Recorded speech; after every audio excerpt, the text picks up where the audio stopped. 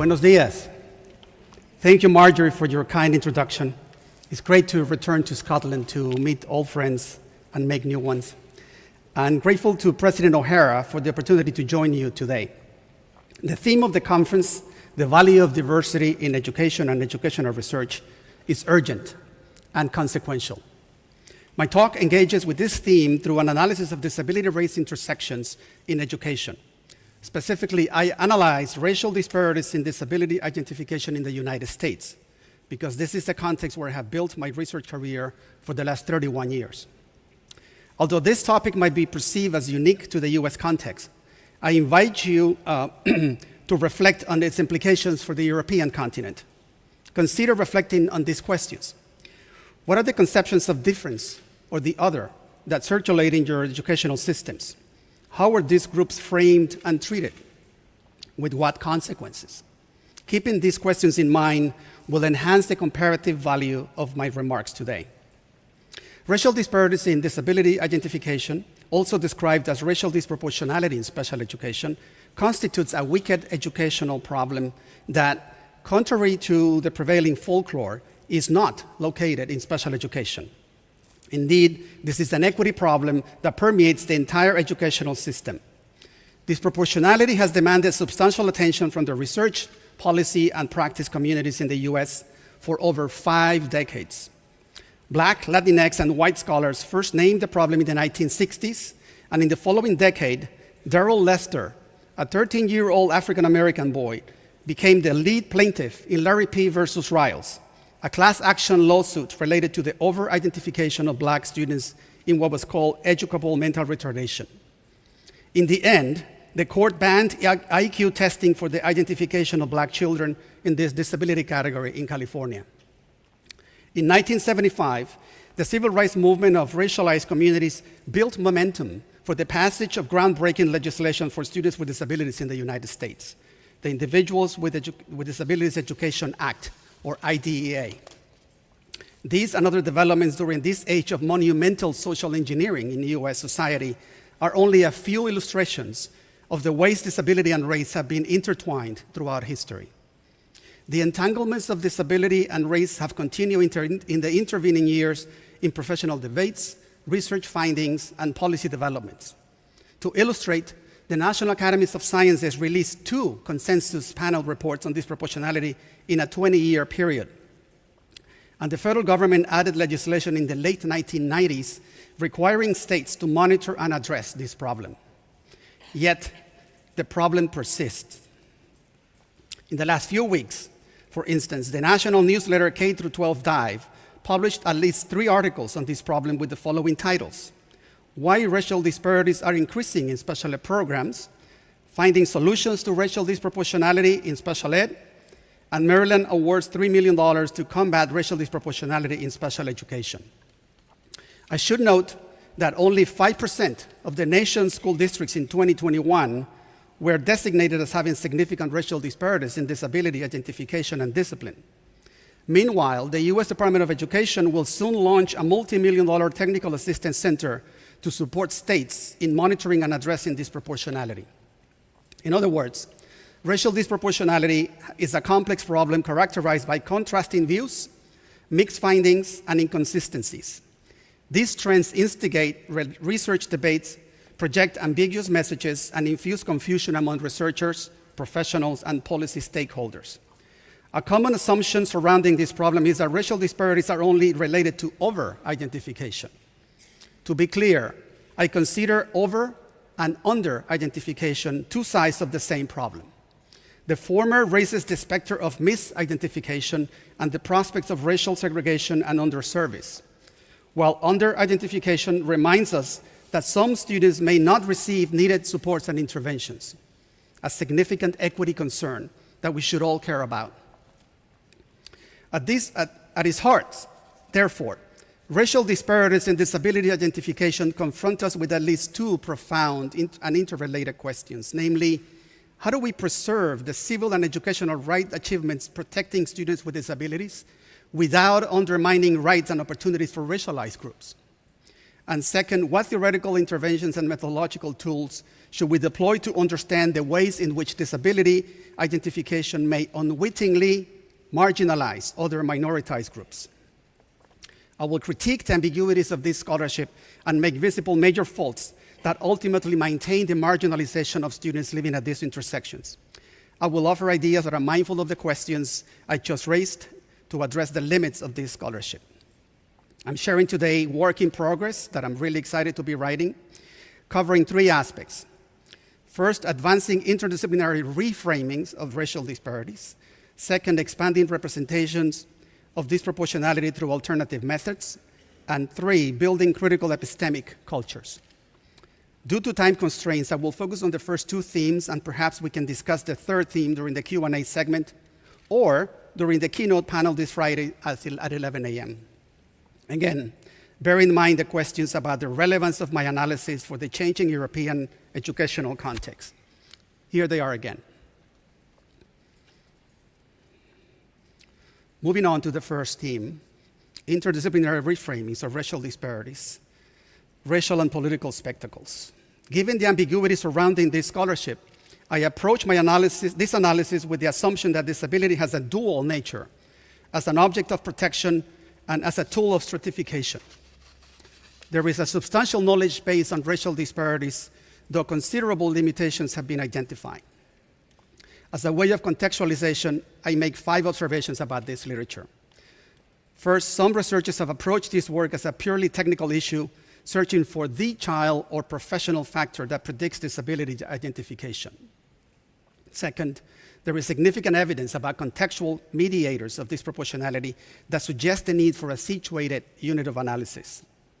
Third, a group of investigators has recently narrowed research questions using a binary logic. They ask whether special education is racist or if students of color are over or under-identified. These researchers consistently conclude that the problem is under-identification. The implication is that more students from this group should be placed in special education. Fourth, there is a lack of clear theoretical frameworks in many studies, and numerous researchers rely on a color-neutral perspective that glosses over the cultural historical dimensions of disability, race intersections, and educational opportunity. Fifth, most researchers use secondary data sets and rely on disparate metrics for key variables, such as disability diagnosis, SES, and racial and ethnic subgroup variability. Not surprisingly, mixed findings have been reported across studies. I rely on the notion of spectacles of difference as used by Mai Lu in the history of medicine and social studies of science, and Stuart Hall in cultural studies. I complement the framework with the racial and political spectacles from the same scholars, as well as from Edelman and Smith et al., generated in political science and policy studies. Spectacle comes from the Latin word spectaculum, a public show. Meanings of spectacle include a display or ceremony, a person or thing as an object of public curiosity. While Lu traced racial scripting in epidemic disparities, he examined the histories of epidemics and identified distinctive recurring scripts about bodies and identities with sweeping racial effects. While Lu outlined how these scripts are mapped over the evolution of pandemics from yellow fever through cholera, smallpox, AIDS, and more recently, COVID. Working at the intersection of scholarships on race, racialization, and disease, while Lu framed epidemic disparities with racial scripts that constituted spectacles of difference. These are stories of difference that wreak racial havoc alongside the epidemic itself. Why do these narratives arise and gain traction, one might ask, and with what impact on epidemic dramaturgy? Paraphrasing Wailu, we should ask why race, bodies, and place are so prominent in the drama of disability identification. Also, I urge you to consider, are there spectacles of difference being forged in European educational systems? Which groups are placed at the center of these spectacles? Aside from race, how are migrant, language, and ethnic backgrounds centered in these spectacles? The notion of disparities in disability rates as racial and political spectacle has not been examined. It is a consequential framing, as Mary Lee Smith and her colleagues show that political spectacle affects education policy in perverse ways. This framework will enable us to deepen our understanding of the multiple dimensions and nuances of this long-standing and complex problem. I organized spectacles of difference across 4 acts. These spectacles first emerged from the act of racial revelation. Racial revelation occurs when experts first notice differences in bodies of color's illnesses and or mortality rates. In our case, rates of disability identification. Sometimes the expectation or even the absence of differences can function as racial revelation. The act of racial revelation is appropriate for epidemics in which we observe discrete trajectories with beginnings and ends. However, racial disparities in disability rates have a longer arc. I argue racial disparities in disability intersect with colonial projects in medicine and social sciences to build racial hierarchies that advantage white populations. Examples include scientific knowledge that documented differences in anatomy and pain tolerance, cognitive potential and performance, and even moral character and values. In this sense, racial disparities in disability mark a distinctive racial revelation in the arc of racial rankings in the United States. As I explained, the racial revelation of disproportionality has fluctuated over time. What conditions foster these racial revelations? Who initiates these disclosures? What forces shape the framing and reception of these revelations? Who endorses and resists the revelations, and for what reasons? What are the consequences of racial revelations, and for whom? Addressing these questions will afford a deeper historical, institutional, and contextual understanding of racial disparities. My colleagues and I, for instance, are currently conducting an oral history of the Larry P. versus Riles case through the experiences of Darrell Lester, who is now 65 years old. Darrell was the main plaintiff in this seminal class action lawsuit in the 1970s. We're also interviewing professionals involved in the lawsuit and analyzing an extensive archive of original legal and educational records. We're tracing what we describe as the mutual tuning of biographical, institutional, and legal trajectories that shaped the intersections of race and disability as embodied in Darrell's educational experiences and adult outcomes. Our emerging findings illuminate the need for contextualized analysis of racialized conceptions of ability differences. How are revelations about alternative forms of difference played out in Europe? How are the revelations framed, and how do different stakeholders, including parents, receive those revelations? What are the consequences of those revelations? Moving on to Act 2, staging bodies and places. The second act in Spectacles of Difference involves staging bodies and places. At this point, epidemics move to racial and racialized spaces. For instance, early in the COVID epidemic, an epidemiologist published in distinguished health scientific journals that genetic or biological factors explain African American susceptibility for more severe symptoms of COVID. The assumption that Blacks have an innate vulnerability to diseases that is due to biological differences is an old trope in epidemic disparities scholarship. Disability disparities research has also resorted to this reasoning. Indeed, some researchers have reiterated this point using the lexicon of a risk paradigm. Some of these authors suggest that measures of disproportionality should account for the possibility that minoritized and white students may have different rates of clinical needs. Notice that in the Staging Bodies and Places Act, structural inequality and oppression are erased, thus contributing to the biological reinscription of race and the racialization of disability.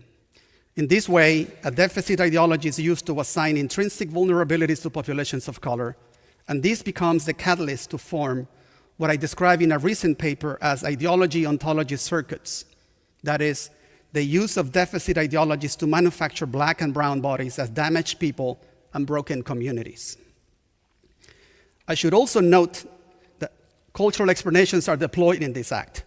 These are descriptions of the neighborhoods or homes of minoritized communities as sites that deprive children from healthy development. Cultural deprivation, cultural disadvantage, and culture of poverty are some of the terms that are gaining renewed currency in policy, research and practice circles. Let us be mindful, however, of Ruha Benjamin's warning.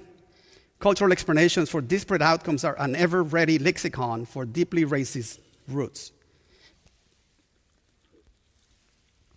A new generation of disability disparity studies ought to expose the staging of bodies and places.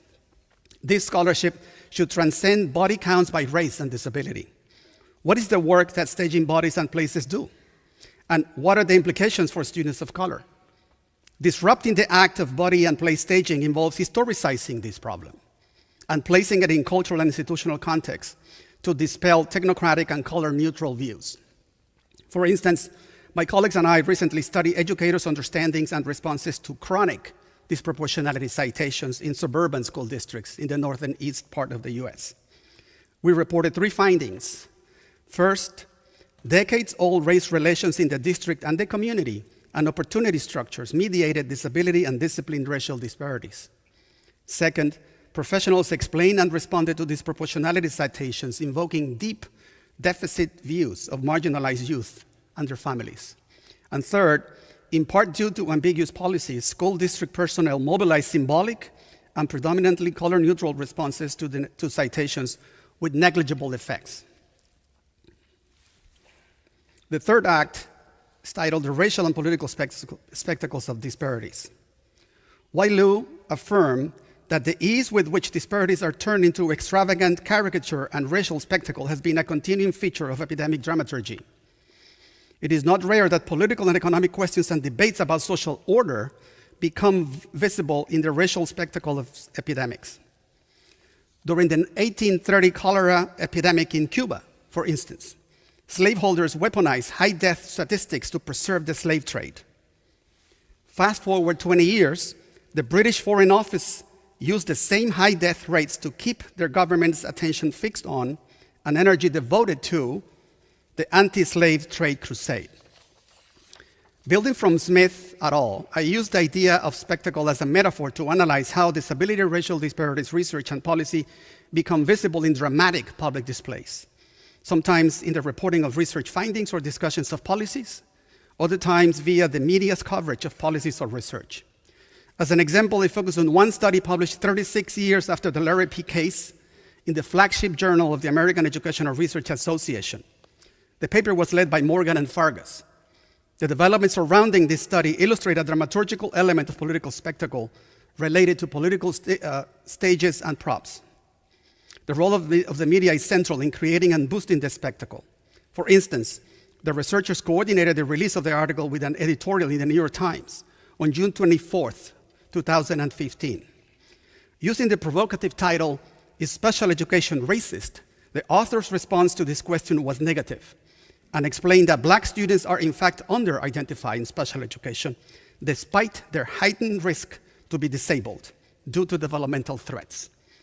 One element of political spectacles is casting political actors as leaders, allies, and enemies. This research team did cast themselves in a leadership role by contradicting established findings. Not surprisingly, a robust set of counter-narratives emerged in scientific outlets and the popular press, fueling the racial and political spectacle surrounding this problem. The responses identify substantial theoretical and methodological limitations of this line of work. However, Edelman submitted that in political spectacle, the leader has much to gain by discounting the arguments of enemies and portraying them as irrational and ideological. This research team used these rhetorical strategies, dismissing the critiques largely based on methodological grounds. Another element of political spectacle is the creation of a narrative to sell a policy or contest it. Consistent with this element, the lead author was quoted in an AERA press release questioning the federal policy that monitors racial disproportionality and calling for providing special education services to students of color that need it. Coincidentally, these researchers had published a study 5 years earlier using propensity score matching techniques to analyze a nationally representative data set and reported a non-significant impact of special education on children's learning and behavior. The researchers' challenge of the racial disparities policy came at a time when the US Department of Education was seeking to address significant limitations in the policy, as reflected in the fact that states had identified only a tiny fraction of districts for overrepresentation problems. Of significance, by constructing the problem in this alternative way, these researchers claim the authority necessary in political spectacle to shape a new definition of the problem. The team will be empowered if their definition gains traction, and in turn, will silence the competing perspective that foregrounds power and contextualizes the problem in broader historical context. Nonetheless, it is critical to remember that the construction of problems sometimes carries with it more far-reaching perverse effects. I submit this new construction of the problem is reifying a long-standing tradition of deficit thinking about populations of color.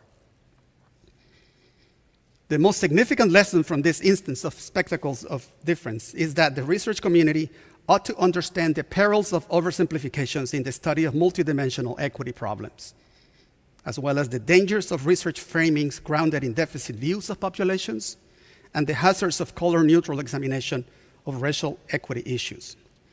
Political spectacle affords opportunities to reframe this work and examine disproportionality policies as the authoritative allocation of values about racial equity.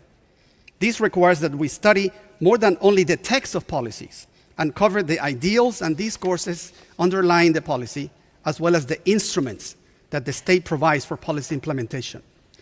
One of the early criticisms of the disproportionality policy was the ambiguous language about how to measure disproportionality and the unclear guidance offered to states on implementation.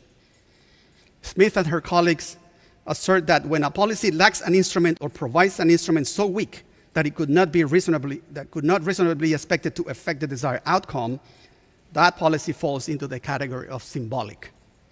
Evidence on the early implementation of this policy makes visible its symbolic nature. To illustrate, my colleagues Wendy Cavendish, Beth Harry, and I reported a few years ago that states did set disparate thresholds for risk ratios that trigger disproportionality citations. We found that the changing methods of reporting, such as adding categories of student subgroups or proposing alternative weighted risk ratios in reporting, and the resultant confusion over calculating disproportionality shifted the focus of the purpose of reporting from larger issues of institutional racism within systems to debates over appropriate formulas for calculating representation. Thus, our findings confirm previous studies that a sizable number of states have been able to meet the policy mandate by increasing their risk ratio without addressing the problem of disproportionality.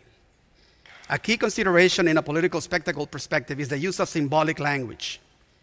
Numbers and words bring authority and precision to policy language. Disproportionality mandates rely on risk ratio statistics. However, as our findings suggest, their application and usefulness depend significantly on context and local interpretations. Such symbolic ambiguity creates a kind of fog to unite and create an impression of consensus that does not exist. What conditions shaped these morphing landscapes of policy implementation that allow leaders, professionals, and policy stakeholders to do whatever they do in the name of racial equity in special education? A political spectacle frame stipulates that a policy is more than a written text, but a trajectory of aims, understandings, actions, and consequences that shift over time. Therefore, this perspective challenges us to pursue racial disparity studies on the shifting, diverse, and contradictory responses to a spectrum of political interest that constitute the disproportionality policy. Before I transition to the next act, I mention a few questions that can guide research concerned with historical disparities using a spectacle lens. For example, what are assumptions about ethnicity, national origin, and intelligence played out in current school practices or in legal and policy discourses in Europe? What are the consequences for students of color educational opportunities, and how have these changed over time? As classifications of ability change and policies get restructured in Europe, how are the rights and opportunities of learners of color and students with disabilities impacted? Act 4, fixing racial boundaries. The reverberations of spectacles of difference may create conditions to do or avoid repair work. While Liu asserted that epidemics or any waves of disease reveal ruptures and provoke imperatives to remake boundaries that contagion has weakened or exposed. He described, for example, how the TB epidemic in apartheid-era South Africa was weaponized to advance justifications for the perpetuation of racial segregation. In these cases, spectacle deflected attention from the racial designs of health systems and neglected the structural and historical legacies that shaped the differential impacts of the epidemics and that were in urgent need of repair. I invite you to reflect on the spectacles of difference surrounding racial disparities in disability rates that I have covered so far. Consider these questions. What do spectacles of difference in Europe compel us to repair? What boundaries of difference are being erected and which ones need to be fixed? What repair work is avoided? Who benefits? Who suffers? Second theme is expanding representations of racial disparities through alternative methods. Every study in this literature alludes to the idea of representation, over-representation, under-representation, but researchers rarely pause to expose the theoretical underpinnings of this notion. The construct of representation has been used descriptively in this literature to index physical presence. For example, what is a representation of Latinx students in learning disabilities? Aligned with this narrow view of representation, some commentators reject the critique about racial disparities because they question whether disability rates across racial groups should be aligned with the representation of those groups in general education. The corollary of this narrow reasoning is that because racialized learners are disproportionately poor, it is only reasonable these groups end up in large numbers in disability categories. Hence, they conclude criticisms about racial inequities are questionable. However, there is a rich lineage in social theory and cultural studies on the idea of representation that we must incorporate in our work. I question, for instance, the notion of representation of diverse learners. Although the disproportionality literature has been wrapped with the lexicon of diversity, I work to transcend its limits. Let us remember that diversity tends to be articulated in many circles as a benign notion that stresses variation on traits devoid of historical and cultural weight. Instead, the racial and political spectacle framework requires the examination of disability-race intersections through the prism of othering that is premised on the idea of difference. Indeed, we find all around us disputes, clashes, and frictions assembled around group-based differences. Othering is fueled by ideologies of difference that sustain tribalist binaries of us versus them and foster resentments against the unfamiliar or strange. Byproducts of othering include prejudices and stereotypes grounded in group identities that mediate the production and perpetuation of marginalities and inequalities. In other words, othering notes at diversity, but it also illuminates how power is deployed to build hierarchies grounded in group variability. An implication of this perspective is that the analysis of racial and political spectacles surrounding disproportionality must transcend the study of this problem as a purely technical endeavor concerned with counting the color of bodies in disability boxes. Representation also refers to the practices and norms of representing. Therefore, we must be mindful of representation practices that project and reify distorted and negative images of group. Edgar and Sedgwick did interpret the inequity in ways that neutralize the racialized implications of the citation, which in turn affected how they responded to the citation. These interpretations contributed to symbolic and race-neutral idea compliance responses. The resulting bureaucratic and organizational structures associated with idea implementation became a mechanism through which the visibility of race and racialization processes were erased and muted through acts of policy compliance. Thus, the logic of compliance surrounding IDEA administration served as a reproductive social force that sustained practices that did not disrupt local racialized inequities. Second, we need studies grounded in the political meaning of representation. This work will illuminate the agency of local actors, such as students and families and teachers, and their efforts to contest misrepresentation. Studies can also focus on students of color struggles over dignity and forms of refusal in school contexts. Refusals of recognition, of conceding or retreating, of participation. Refusal is different from resistance. It decenters official forms of authority and hierarchy and opens the possibility to understand novel forms of student agency. This line of inquiry will enable us to contribute to a phenomenology of the ephemeral, the imperceptible web of emotional, cognitive, kinetic, and social pragmatics floating around human interactions, which are typically missed in observation rating scales or protocols. This is what Malinowski termed the imponderability of actual life, a series of phenomena of great importance which cannot possibly be recorded by questioning or computing documents, but have to be observed in their full actuality.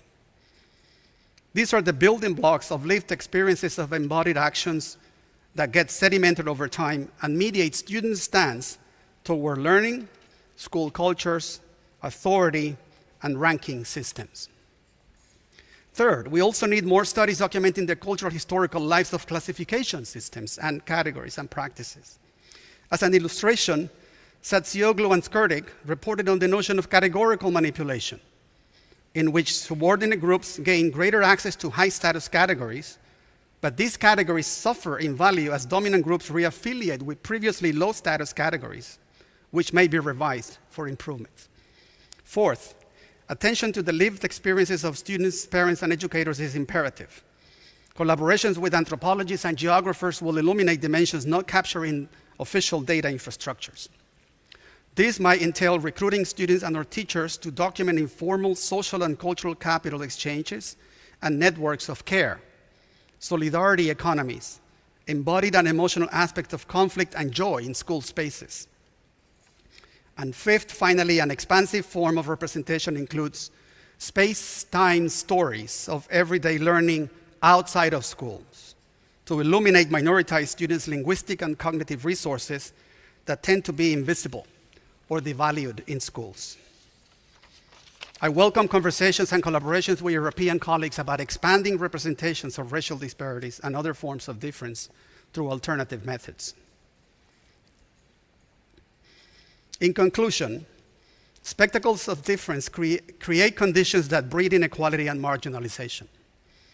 They also perpetuate visions of broken communities detached from historical and contextual precursors and mediators.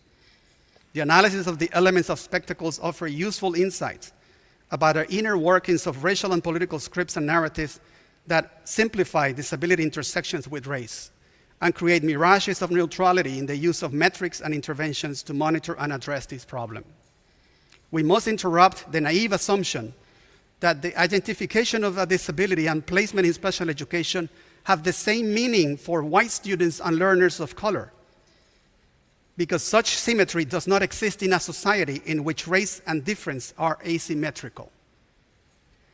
Ultimately, we need to advance deep understandings of the dual nature of disability so that we can build culturally responsive special education knowledge and practices, and also school systems in which differences are not used for the differential allocation of educational opportunities. Thank you so much.